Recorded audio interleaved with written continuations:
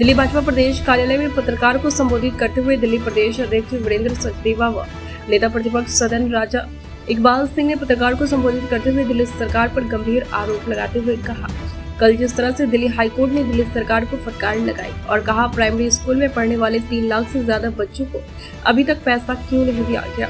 वहीं सचिव दिल्ली सरकार को भी कड़े शब्दों में फटकार लगाई और कहा कि जीरो बैलेंस पर खाता खुल रहा है तो अभी तक बच्चों के खाते क्यों नहीं खोल पाए। इससे लगता है कि आपकी नीयत साफ नहीं है और इसी से जुड़ा एक बड़ा घोटाला और सामने आया है। आइए जानते हैं क्या है पूरा मामला। उपस्थित हमारे नेता प्रतिपक्ष राजा इकबाल सिंह जी, हमारे मीडिया के प्रमुख प्रवीण शंकर कपूर जी, कांग्रेस के मैनिफेस्टो में जिस तरह से जिहादी सोच और तुष्टीकरण की नीति को बढ़ाने का काम किया गया है, भारतीय जनता पार्टी उसकी निंदा करती है। हम सत्ता में आएंगे तो हम संपत्ति का सर्वे करवाएंगे। किसकी संपत्ति का सर्वे करवाएंगे आप? उस संपत्ति का सर्वे करवाकर उसको किसमें बंटवाएंगे आप? कांग्रेस इसको स्पष्ट करे।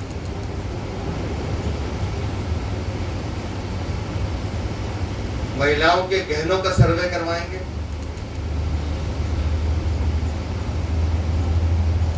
आज जब सुबह बहनों ने प्रदर्शन किया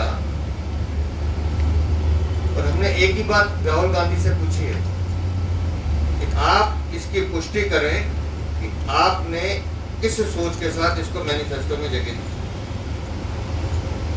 और कल तक जिस तरह से कांग्रेस घुर्रा रही थी, लेकिन कल जब सैम पित्रोदा का बयान आया है वो इस बात की पुष्टि करता है कि इसके घोषणा पत्र में, कांग्रेस के घोषणा पत्र में ये क्लॉज कोई अनजाने में नहीं आई है, सोची समझी साजिश के तहत। सैम पित्रोदा ने जो अमेरिका का उदाहरण दिया है, इनहेरिटेंस लॉ की बात की है, 55% वहां की सरकार जब्त कर लेती है और 45% छोड़ देती है। आप हिंदुस्तान की माताओं बहनों के 55% गहने उसकी संपत्ति जब्त करना चाहते हैं, उस पर कब्जा करना चाहते हैं। एक वर्ग विशेष को खुश करने के लिए आप किस हद तक जा सकते हैं, वो बयान आपने दिया।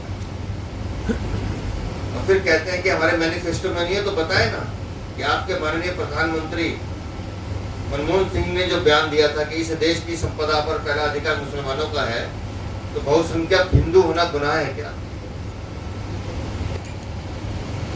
गले में मंगलसूत्र गहना पहनना गुनाह है क्या?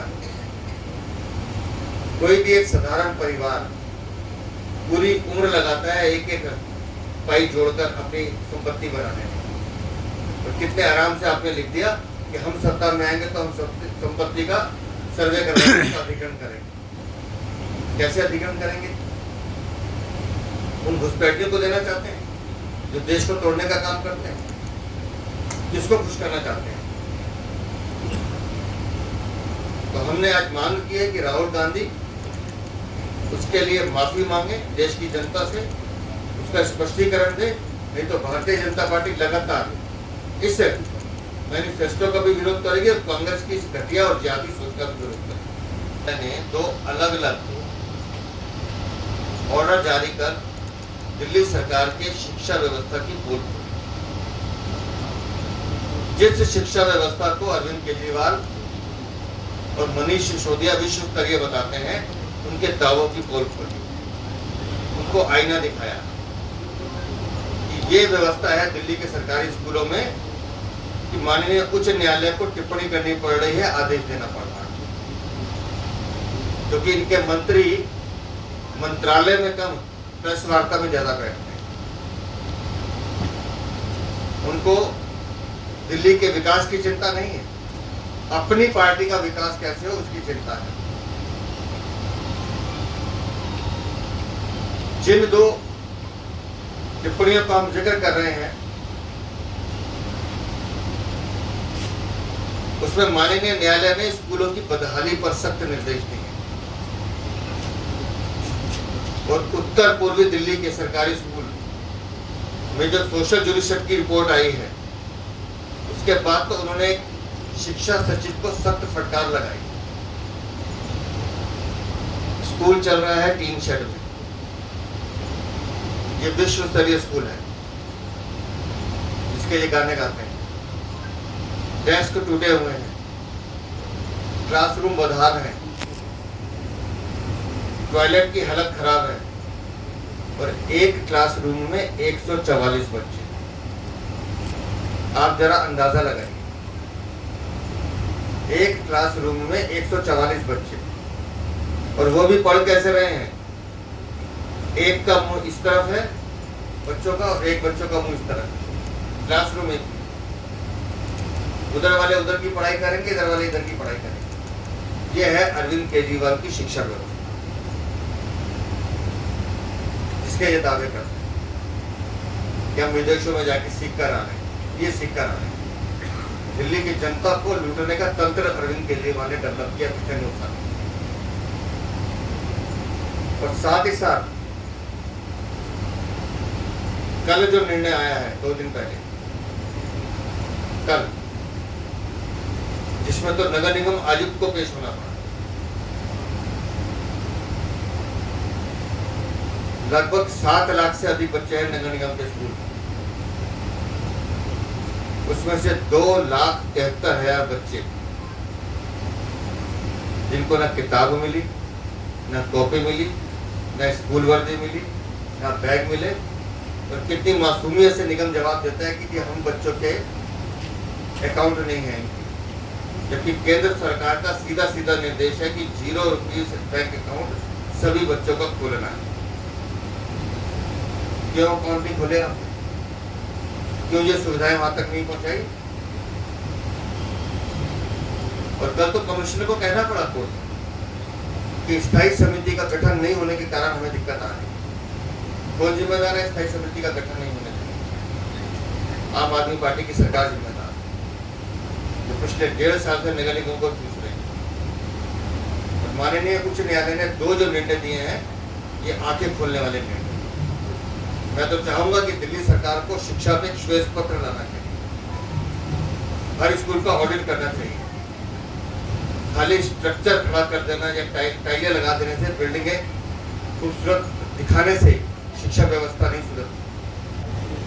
भारतीय जनता पार्टी के लोकप्रिय प्रदेश अध्यक्ष श्री वीरेंद्र सिंह,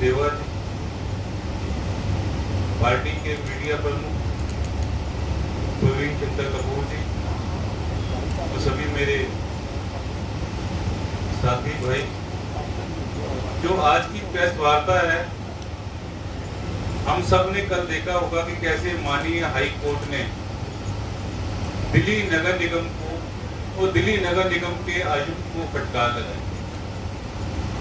भारतीय जनता पार्टी पिछले 1 साल से हम हाउस के अंदर और हाउस के बाहर एक ही डिमांड कर रहे थे कि बच्चों को यूनिफॉर्म प्रोवाइड की जाए।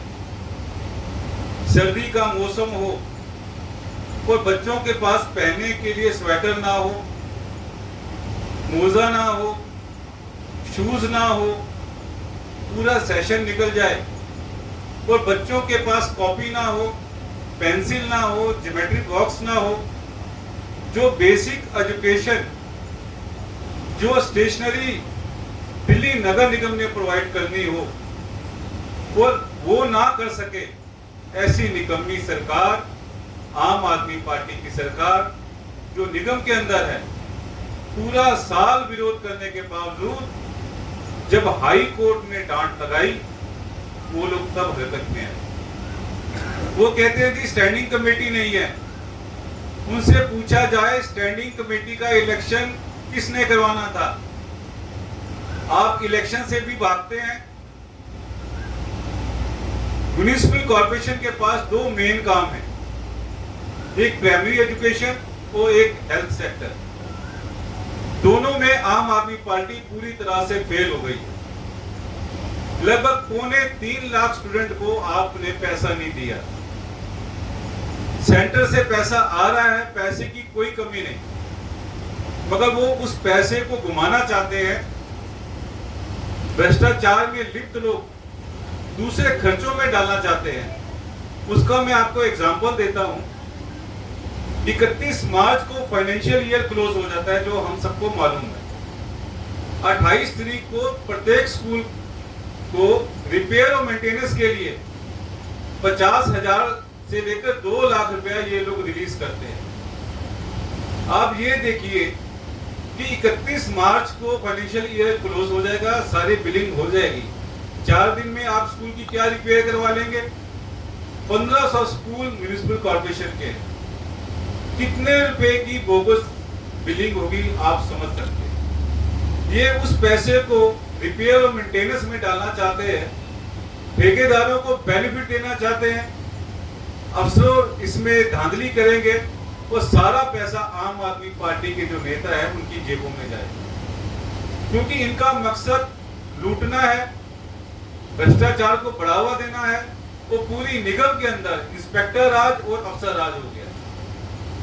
इसलिए हाई कोर्ट को इंटरवीन करना पड़ा, वो जो अपनी जजमेंट दी निगम के खिलाफ बात को लेकर के इस पर दिल्ली भारतीय जनता पार्टी ने सुबह भी हमारे अध्यक्ष जी ने अपना वक्तव्य रखा है। एक बार उन्हें आपके समक्ष दिल्ली वालों तक ले जाने के लिए अध्यक्ष जी अपना वक्तव्य रखेंगे, फिर हम शिक्षा के मुद्दे